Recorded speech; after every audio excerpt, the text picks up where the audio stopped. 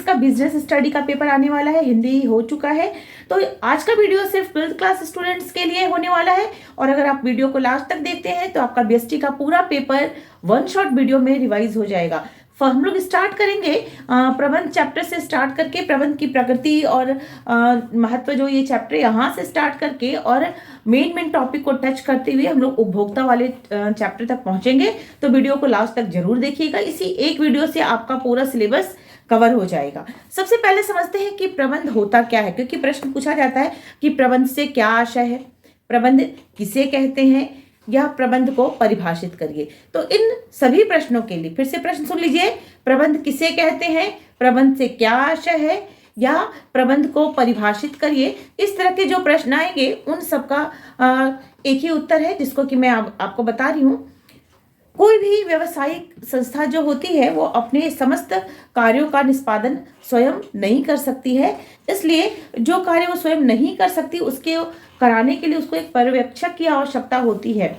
यानी कि संस्था के सदस्यों से, कर्मचारियों से कार्य कराने के लिए एक पर्यवेक्षक की आवश्यकता होती है, जो अपने संस्था के जो कर्मचारी है उनसे चातुर्यपूर्वक उनसे 100% कार्य ले और संस्था के लक्ष्यों की प्राप्ति करा सके, या कहें कि कम से कम लागत में अधिक सफलता प्राप्त कर सके। संस्था के उद्देश्यों को पूरा करने के लिए कर्मचारियों से, सदस्यों से उनसे कार्य करवा सके। संक्षेप में कहें तो कर्मचारियों से कार्य कराने की जो कला है, जिससे कि संस्था के लक्ष्य की प्राप्ति हो, उसी को प्रबंध कहा जाता है, और जो ये कार्य करता है उसको प्रबंधक कहते हैं। किसी भी संस्था की सफलता इस बात पर निर्भर करती है कि उसका प्रबंधन कैसा है या उसका प्रबंधक कैसा है।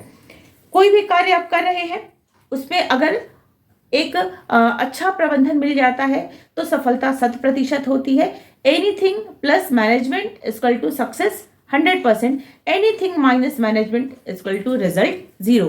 किसी भी कार्य में से अगर हम लोग प्रबंधन को निकाल देंगे तो सफलता 0 रह जाती है, और किसी भी कार्य में अगर प्रबंधन को मिला देते हैं तो सफलता 100% होती है। प्रबंध का महत्व सिर्फ व्यावसायिक उपक्रम में ही नहीं है, बल्कि प्रबंध का क्षेत्र, चाहे वो आपका घर हो, व्यावसायिक उपक्रम हो, राजनीति हो, समाज हो, संस्था हो, ये व्यावसायिक संस्था हो, लाभकारी संस्था हो, गैर लाभकारी संस्था हो, हर क्षेत्र में प्रबंध का अपना महत्व है। इसलिए तो कहते हैं कि किसी भी कार्य को की सफलता उसके प्रबंधन पर निर्भर करती है। अब प्रबंधन में क्या क्या कार्य करना होता है, तो व्यवसाय की स्थापना करने से पूर्व और व्यवसाय जब तक चलता है तब तक प्रबंध एक सतत चलने वाली प्रक्रिया है, यानी कि प्रबंधन का कार्य निरंतर चलने वाली प्रक्रिया के रूप में जाना जाता है। व्यवसाय की स्थापना से पूर्व, जिसको हम लोग नियोजन कहते हैं। नियोजन क्या है, तो समझ लीजिए किसी कार्य की स्थापना से, कार्य को स्थापित करने से पूर्व कौन सा कार्य करें, किस प्रकार से करें, कितने सदस्यों की आवश्यकता होगी, वगैरह वगैरह। जो व्यवसाय को स्थापित करने से पूर्व की जो संपूर्ण तैयारी होती है, कहाँ से कच्चा माल लाएंगे, कहाँ से पे सप्लाई करेंगे, या बाजार का सर्वेक्षण करना होता है, मूल्य निर्धारित करना होता है, वस्तु के बारे में तय करना होता है कि किस प्रकार का व्यवसाय करेंगे, कितने कर्मचारी चाहिए, कितने सदस्य चाहिए। इन सारी कार्यों को करने के लिए, यानी कि व्यवसाय के समस्त कार्यों को करने के लिए जो पूर्व निर्धारण किया जाता है, जो पहले की जो तैयारी की जाती है, उसी को हम लोग नियोजन और इंग्लिश में प्लानिंग कहते हैं। क्लियर। ये प्रबंध का जो नियोजन होता है, ये प्रबंध का पहला कार्य होता है। किसी भी संस्था में कार्य को करने के लिए नियोजन जब आपने कर लिया, तो उसके बाद जो दूसरी आवश्यकता होती है वो संगठन बनाने की आवश्यकता होती है, क्योंकि जो संस्था का जो कार्य होता है वो अकेले प्रबंधक या प्रबंधन कमेटी उसको अकेले संपादित नहीं कर सकती। तो संगठन में क्या होता है कि ये तय करना होता है कि संस्था के कार्यों को निष्पादित करने के लिए कितने सदस्यों की आवश्यकता होगी, कितने कर्मचारियों की आवश्यकता होगी, और कैसे कैसे उनके हम लोग कितने पद होंगे, इन सारे और पदों को भरने जैसे कार्य की आवश्यकता होती है। यानी कि इसमें निर्धारण किया जाता है, जैसे कोई एक कंपनी है तो इस कंपनी के कार्य को करने के लिए कितने चरण में सदस्यों की आवश्यकता होगी। जैसे एक प्रबंधन मंडल हो गया, फिर दूसरा हो गया कार्यकारिणी, जो कर्मचारी जो कार्य करेंगे, या उनके ऊपर का एक सुपरवाइजर इंजीनियर कह सकते हैं, उसके अंडर में कार्य करने वाले, और सबसे नीचे मजदूर वर्ग जो कार्य करते हैं, कार्य को संपादित करते हैं। तो मार्केटिंग का हो गया, मार्केटिंग में कितने सदस्य चाहिए, जो उत्पादन विभाग में कितने सदस्य चाहिए, इन सारे को ही हम लोग संगठन कहते हैं। और इस पर निर्धारण किया जाता है कि किस पद में कितने सदस्यों की नियुक्त करना होगा, उसी को हम लोग संगठन कहते हैं। और इन सबसे मिलकर ही व्यवसायिक उपक्रम की सफलता होती है। पहला नियोजन, दूसरा संगठन। संगठन जब बना लिया तो फिर संगठन पे नियुक्ति करने की भी आवश्यकता होती है। नियुक्ति या भर्ती के नाम से भी जाना जाता है। ये क्या होता है, ये आगे चल के आपके किस चैप्टर है तो इसको शॉर्ट में समझते हैं। नियुक्ति, संगठन के पदों को भरने की जो प्रक्रिया होती है उसी को हम लोग भर्ती या नियुक्ति संक्षेप में कहते हैं। ये दो प्रकार से हो सकती है, आंतरिक शक्तियों से भी और बाह्य स्रोत से भी। यानी कि अगर कोई संस्था पहले से चल रही है तो उसके जो अंदर कार्य करने वाले जो कर्मचारी हैं उन लोगों को ही प्रोन्नत करके, यानी कहे कि उन्हीं को हम लोग प्रमोशन देके भी संस्था के पदों को भर्ती, रिक्त पदों को भरा जा सकता है, या फिर वैकेंसी देके और बाह्य पदों को भरा जा सकता है। ये तो हो गई नियुक्ति। और जब नियुक्ति हो जाती है, नियोजन, संगठन, नियुक्ति। जब नियुक्ति आपने कर लिया तो नियुक्ति करने के बाद होता है कार्यभार सौंपना होता है, या उनको एक दिशा निर्देशित करना होता है कि जितने भी सदस्य हैं, कर्मचारी हैं, उनसे कैसे आप कार्य कराएंगे, उनको कार्यभार सौंपेंगे और उनको निर्देशित करेंगे, जिसको कहते हैं निर्देशन। नियोजन, संगठन, नियुक्ति के बाद निर्देशन। निर्देशन में किस कर्मचारी से, किस सदस्य से, किस अधिकारी से कौन सा कार्य किस प्रकार से आप कराएंगे, उनको कार्य को कैसे, एक ये भी प्रबंधक का ही कार्य होता है, उनको कार्यभार सौंपना और उनको बताना कि आपका ये पद है और इस पद पे आपको ये कार्य करना है और इस प्रकार से करेंगे। इसी को कहते हैं निर्देशन, यानी कि गाइड करना कि आपके अंडर में जो कर्मचारी कार्य कर रहे हैं वो इस कार्य को कैसे सही से करें, इसे निर्देशन कहते हैं। और जब किसी को कार्यभार सौंप दिया जाता है, निर्देशित कर दिया जाता है, तो उसके बाद आवश्यकता होती है उसके निरीक्षण करने की, क्योंकि जब तक निरीक्षण नहीं किया जाएगा, जब तक चेक नहीं किया जाएगा, तब तक कोई भी व्यक्ति सही ढंग से कार्य नहीं करता है। और उससे भी पहले जो एक इम्पॉर्टेंट काम होता है, जब आप निर्देशित कर देते हैं तो उसके बाद कर्मचारियों से 100% कार्य लेने के लिए उनको अभिप्रेरित करने की आवश्यकता होती है, यानी कि मोटिवेट करने की आवश्यकता होती है। या ये अभिप्रेरण क्या होता है, जैसे ये भिन्न भिन्न प्रकार से अलग अलग संस्थाएं करती हैं, अभिप्रेरण का कार्य करती हैं। अभिप्रेरण का अर्थ हुआ कि उनको उत्साहित करना, कार्य करने के लिए प्रेरित करने को ही अभिप्रेरण कहा जाता है। कोई कर्मचारी जैसे सबसे बढ़िया एग्जाम्पल मैं दे रही हूँ, सरकारी संस्था के जो कर्मचारी होते हैं वो बहुत योग्य होते हैं, बहुत अनुभवी होते हैं, लेकिन अधिकतर वो शिथिल क्यों होते हैं, क्योंकि उनको पता है कि काम करे तब भी, नहीं करे तब भी हमारा जो वेतन है उतना मिलेगा। लेकिन अगर कह दिया जाए कि अगर आप जो सबसे बढ़िया काम करेगा, जो कम समय में एक्स्ट्रा टारगेट लेगा, उसको प्रमोशन मिलेगा, उसको इतनी सैलरी में इंक्रीमेंट होगा, तो हर कोई उस दौड़ में शामिल होना चाहेगा।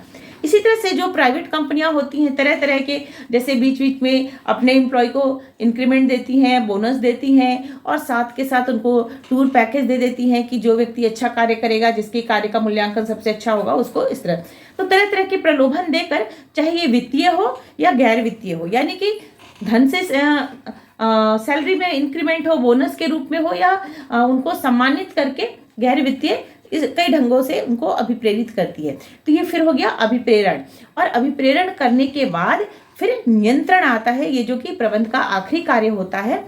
नियंत्रण में जो भी आपके अंदर में अधीनस्थ कार्य कर रहे हैं, अगर उनके कार्यों का आप मूल्यांकन नहीं करेंगे, उनको गाइड नहीं करेंगे, उनको देखेंगे नहीं कि वो किस प्रकार से कार्य कर रहे हैं, तो सारे कर्मचारी शिथिल पड़ जाएंगे और समय से कार्य नहीं करेंगे। ये मैंने प्रबंध के मुख्य कार्य आपको बताए, जिसमें कि नियोजन, मैं रिवाइज करवा दे रही हूँ, संगठन के बाद उनकी नियुक्ति भी करनी है, फिर नियुक्ति करने के बाद नियुक्ति आपने कर लिया, नियुक्ति करने के बाद उनको फिर कार्यभार जब आप सौंपेंगे तो उनको निर्देशित करेंगे, फिर उनको अभिप्रेरित करेंगे, और अभिप्रेरित करने के बाद फिर उन पे नियंत्रण रखना। तो ये प्रबंध के प्रमुख कार्य हो गए, और इसी में प्रबंध की परिभाषा और कार्य मैंने दोनों ही समझा दिया। ये तो प्रबंध के प्रमुख कार्य हैं, लेकिन इसके साथ साथ जैसे एक प्रश्न आता है कि प्रबंध एक सतत चलने वाली प्रक्रिया है। क्या प्रबंध एक सतत चलने वाली प्रक्रिया है। तो इसका अगर इस तरह से प्रश्न पूछा जाए तो आप लिखेंगे हाँ, प्रबंध एक सतत चलने वाली प्रक्रिया है। क्यों?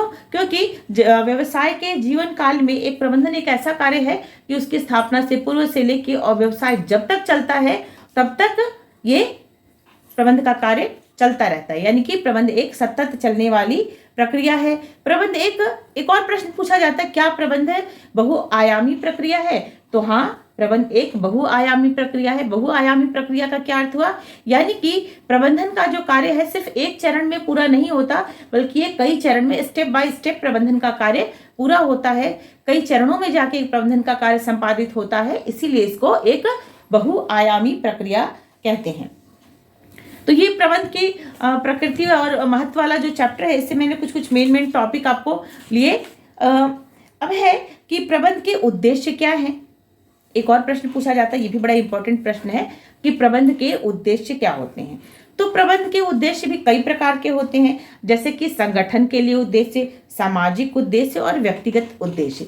संगठन संबंधित उद्देश्य जो भी मैंने आपको बताया, नियोजन, संगठन अभिप्रेरण, नियंत्रण, निर्देशन, ये तो संगठन संबंधित उद्देश्य हो गए, यानी कि व्यवसाय के उद्देश्य को प्राप्त करने के लिए एक प्रबंधक द्वारा जो कार्य किए जाते हैं उसको संगठन संबंधित उद्देश्य कहते हैं, यानी कि व्यवसाय के उद्देश्यों को, लक्ष्यों को प्राप्त करने के लिए। दूसरा है सामाजिक उद्देश्य। सामाजिक उद्देश्य क्या होता है? कोई भी व्यवसायिक संगठन एक समाज में, एक परिवेश में ही कार्य करती है। जिस समाज में हम काम कर रहे हैं, तो अगर व्यवसाय को लाभ हो रहा है तो जो हमारे ग्राहक हैं, जो हमारे कर्मचारी हैं, या व्यवसाय के आसपास का जो वातावरण है उसमें रहने वाले जो लोग हैं, उनके प्रति भी व्यवसायिक संगठन का दायित्व बनता है। उसे हम लोग कहते हैं कि सामाजिक उद्देश्य, जो कि समाज के प्रति उद्देश्य है। जैसे बहुत सारी कंपनियां, बहुत सारी संस्थाएं वो चैरिटेबल ट्रस्ट बनाती हैं, जिसमें कि वहाँ के आसपास के रहने वाले लोगों के लिए मुफ्त में दवाइयाँ उपलब्ध कराती हैं, चिकित्सा स्कूल खोलते हैं अपने कर्मचारियों के बच्चों के लिए या आसपास के लोगों के लिए, निःशुल्क शिक्षा उपलब्ध कराते हैं। प्रदूषण का ध्यान रखते हैं कि प्रदूषण कम से कम फैले, अपने जो भी उनके लोकेलिटी होती है उधर, या अपने ग्राहकों को तरह तरह की सुविधाएं उपलब्ध कराते हैं। ये सारे जो उद्देश्य होते हैं, अगर कोई कंपनी अगर चैरिटेबल ट्रस्ट नहीं बनाती है, वो नई सोशल वर्क करती है, तो उससे कोई उस पर फोर्स नहीं डालेगा, कोई दबाव नहीं डालेगा कि आपकी व्यावसायिक संस्था है तो आपको ये करना ही है।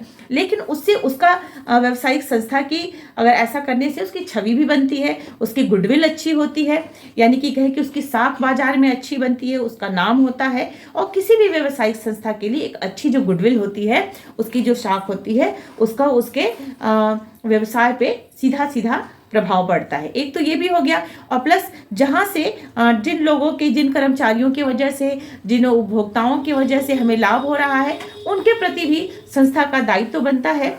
इसलिए ये भी सामाजिक दायित्व का अपना एक सामाजिक उद्देश्य भी संस्था का होता है। इसके बाद आता है व्यक्तिगत उद्देश्य, यानी कि संस्था में जो कार्य कर रहे जो कर्मचारी हैं, उनके प्रति व्यक्तिगत रूप से उनका उसके प्रति भी समाज की कोई जिम्मेदारी होती है। जैसे अगर आपका कोई कर्मचारी है, उसकी कोई व्यक्तिगत समस्या है, उसके परिवार के लिए, उसके बच्चों के लिए पार्क बनवाना, उनके बच्चों के लिए, अब कर्मचारी के बच्चों के लिए उनकी शिक्षा, चिकित्सा की व्यवस्था उपलब्ध कराना, और अपने कर्मचारियों की व्यक्तिगत समस्याओं का भी समाधान करना, जिससे कि मानवता समझा जाता है, ताकि आपका जो कर्मचारी आपकी संस्था के साथ जुड़ा रहे, उस संस्था को छोड़ के अन्यत्र न जाए, लंबे समय तक आपकी संस्था में कार्य करे। इसी को कहते हैं व्यक्तिगत उद्देश्य। तो ये मैंने जो प्रबंधन का जो फर्स्ट चैप्टर है, उसके जो मेन टॉपिक है, उसको मैंने इस वीडियो में कंप्लीट किया। अब हम लोग सेकेंड चैप्टर के उसमें जो टेलर और फ्यूल का जो प्रबंध के सिद्धांत वाला जो टॉपिक है,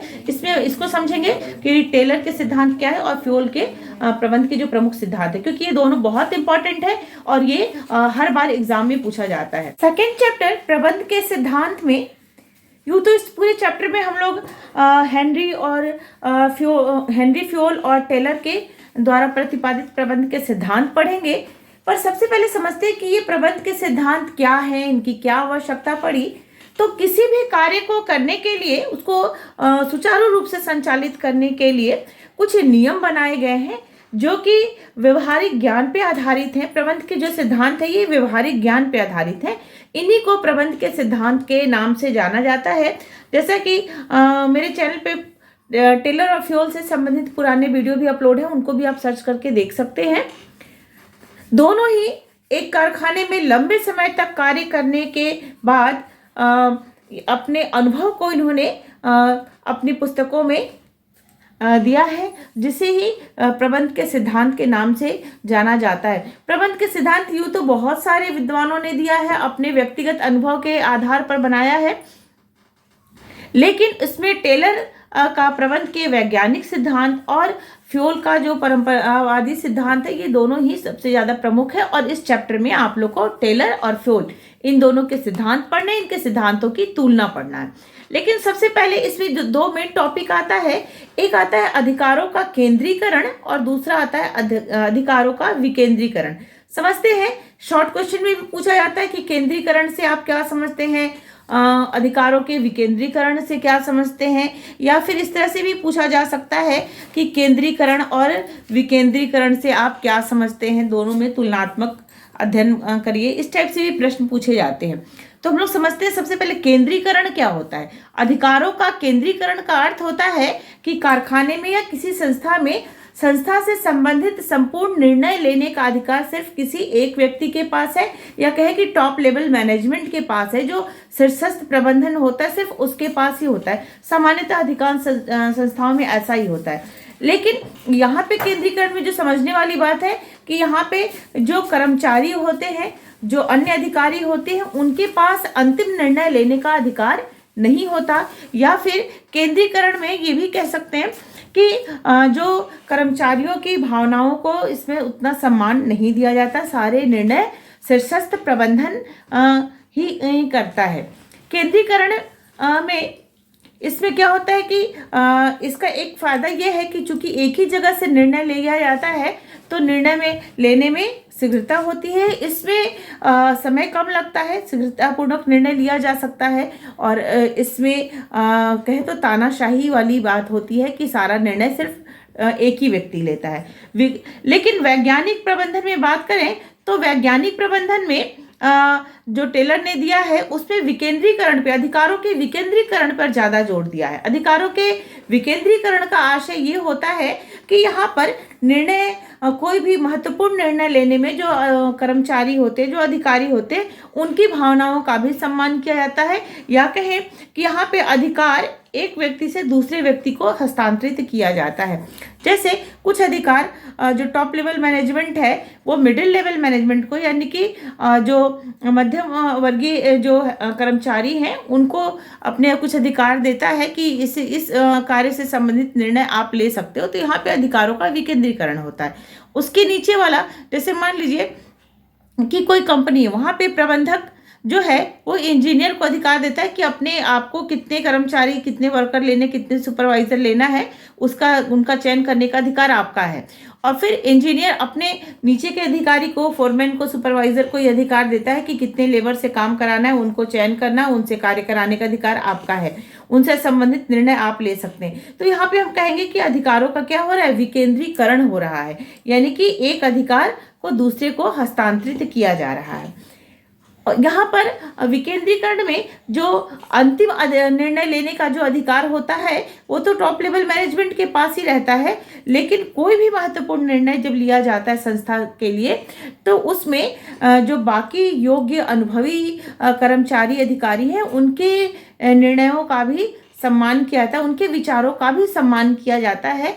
तो ये एक वैज्ञानिक प्रबंधन का ये विकेंद्रीकरण एक महत्वपूर्ण अंग है। यहाँ पे जो भी योग्य कर्मचारी अधिकारी हैं उनकी निर्णयों का भी सम्मान होता है, जिससे कि उनके अंदर एक पॉजिटिविटी आती है, एक उनके अंदर उत्साह उत्पन्न होता है कि भाई अगर मैं योग्य हूँ, अनुभवी हूँ, मैं अच्छा काम करता हूँ तो संस्था, कर्मचारी, अधिकारी हमारे भावनाओं का भी सम्मान करते हैं, मेरी बातें भी सुनी जाती हैं। और विकेंद्रीकरण में संपूर्ण अधिकार सिर्फ टॉप लेवल मैनेजमेंट के पास होता है, उसी का निर्णय प्रमुख होता है और बाकी लोगों के निर्णय या उनकी सलाह नहीं ली जाती है। तो ये तो हो गया अधिकारों का केंद्रीकरण और विकेंद्रीकरण। इस चैप्टर में जो दो सिद्धांत हैं प्रबंध के सिद्धांत से संबंधित, एक टेलर का और दूसरा फ्योल का। टेलर का जो सिद्धांत है, टेलर के सिद्धांत को हम लोग वैज्ञानिक सिद्धांत के नाम से जानते हैं। प्रश्न में ऐसे एग्जाम में आता है कि टेलर के वैज्ञानिक सिद्धांत से आप क्या समझते हैं, या वैज्ञानिक सिद्धांत की अवधारणा किसने प्रतिपादित किया है, इस टाइप से प्रश्न पूछे जाते हैं। तो सबसे पहले समझते हैं कि वैज्ञानिक सिद्धांत होते क्या हैं। वर्तमान समय में जो कोई भी उद्योग है तो वहाँ पे प्रबंधन का बहुत ज़्यादा महत्व है, क्योंकि आज पहले छोटे छोटे स्तर पे व्यवसाय होता था, छोटे छोटे संस्थाएं होती थी, कम कर्मचारी और कम मात्रा में उत्पादन होता था। आज जो व्यवसाय का स्वरूप है वो बहुत बृहद हो गया है, बहुत बड़े आकार का हो गया। वहाँ अधिक संख्या में कर्मचारी कार्य करते हैं, वहाँ पे अधिकारी अधिक हैं, और इतनी बड़े पैमाने पे कर्मचारी अधिकारियों के साथ सबके साथ मिल के काम कराना है, तो वहाँ पे नई सोच भी लाना होगा। यह कहें कि जो प्रबंधक होता है वो जो हमारा जो कहे कि जो नियोक्ता और जो कर्मचारी, इनके बीच की कड़ी होता है प्रबंधक। यानी कि जो मालिक होता है व्यवसाय का, सामान्य भाषा में कहें, और जो काम करने वाले कर्मचारी, अधिक मजदूर, ये लोग हैं, इनके बीच में कड़ी का काम करता है प्रबंधक। और प्रबंधक को नई सोच लाना पड़ेगा, तभी वो कर्मचारियों से जो उसका जो नियोक्ता चाहता है, जो व्यवसाय का मालिक चाहता है, उसके अनुरूप, यानी कि व्यवसाय का जो उद्देश्य है उसको प्राप्त करने के लिए सही ढंग से कार्य करवा पाएगा। इसी नई सोच, नई अवधारणा, सबके साथ मिलके ही काम करना है, ना कि उनपे काम को बिल्कुल तानाशाही की तरह कराना, बल्कि सबके सहयोग से, सबसे मिलजुल के काम कराने की जो कला है उसी को हम लोग वैज्ञानिक पद्धति कहते हैं। और टेलर ने अपने लंबे जो उनका अनुभव रहा है, टेलर एक इंजीनियर थे और उसके बाद एक संस्था में लंबे समय तक उन्होंने फैक्ट्री में जो कार्य किया, उनका जो अनुभव है उसी को उन्होंने प्रबंध के वैज्ञानिक सिद्धांत के रूप में दिया है। वैज्ञानिक सिद्धांत में जो सबसे मेन पॉइंट आता है कि नई सोच लानी पड़ेगी आपको कार्य कराने के लिए, ना कि अंगूठा टेक पद्धति। ये एक मेन पॉइंट आता है। नई सोच और अंगूठा टेक पद्धति का क्या मतलब है? यानी कि समय के साथ साथ जो समय की परिवर्तन हो रही है, नई तकनीकी का सहयोग लेना पड़ेगा, कर्मचारियों के साथ सहयोग के साथ मिलकर काम कराना पड़ेगा। जैसे पुराना जो अंगूठा टेक था कि भाई पुरानी मूवी में आपने देखा होगा कि जो जमींदार होता था, मालिक होता था, वो सिर्फ ऑर्डर देता था और उसने जो ऑर्डर दिया उसी के हिसाब से बिल्कुल काम होना चाहिए। उससे थोड़ा भी आप 19-20 लेफ्ट राइट जाके काम नहीं कर सकते हैं, वो होता है अंगूठा टेक पद्धति। लेकिन अभी नई सोच है, हो सकता है कि हमारे कर्मचारी के पास हमसे ज़्यादा अच्छे आइडिया हो, उसकी सोच हमसे ज़्यादा अच्छी हो, वो उस कार्य को नए ढंग से कर सकता है। और नई नई तकनीकी आ रही है, इतना ज़्यादा मार्केट में कंपटीशन है, तो हम पुरानी पद्धति से चल के हम व्यवसाय की सफलता को प्राप्त नहीं कर सकते। इसी को कहते हैं कि वैज्ञानिक पद्धति से कार्य करना, ना कि अंगूठा टेक पद्धति। दूसरा है जो प्रबंध के वैज्ञानिक सिद्धांत में दूसरा मेन पॉइंट जो है, सहयोग की भावना होनी चाहिए, ना कि टकरार। यानी कि प्रबंधन को, जो मैनेजमेंट होता है, उसको कर्मचारियों के साथ मिलके सहयोग के साथ काम करेंगे, तब तेजी के साथ कार्य होगा और ज़्यादा प्रोडक्शन होगा, ज़्यादा व्यवसाय की सफलता होगी। अगर बार बार कर्मचारी और प्रबंधन दोनों के बीच में टकराव होगा, मतभेद होगा, तो व्यवसाय की सफलता, उसके उद्देश्य पूरा होने में बहुत दिक्कत आएगी। इसलिए नई सोच में, वैज्ञानिक सिद्धांत में प्रबंधन हमेशा कर्मचारियों के साथ एक सहयोग की भावना लेकर चलता है। मालिक और कर्मचारियों में सहयोग की भावना, यानी कि कर्मचारियों की क्या आवश्यकता है उसका भी ध्यान देना है। उनको बिल्कुल प्रेशर, दबाव में डाल के उनसे कार्य नहीं कराना है, बल्कि एक हेल्दी कार्य करने का जो कार्यस्थल है, वहाँ पे एक अच्छा वातावरण का निर्माण करना है, जिससे कि कर्मचारी सहयोग पूर्वक अच्छे से कार्य कर सके।